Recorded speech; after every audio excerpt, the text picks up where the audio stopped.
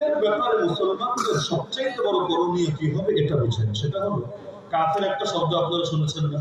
আমরা তো স্লোগান দিই কাফের কাফের, কাদিয়ানি কাফের। আমার মনে হয় স্লোগানটা পাল্টাতে হবে। হ্যাঁ, একদম বাদ না, তবে এর সাথে আর একটা সংযোজন দরকার। কেন? মনে করেন একটা লোক ধর্ষণ করেছে, আর একজন ধর্ষণ করে খুনও করে ফেলেছে। দুইটা কি এক না পার্থক্য আছে? বিচার কি এক হবে না? বিচারে পার্থক্য আছে। যে ধর্ষণ করে খুন করেছে, আমি যদি ওকে শুধু ধর্ষক বলি, এতে মানুষের মেধায় তার অপরাধটা একটু হালকা হয়ে বসবে না?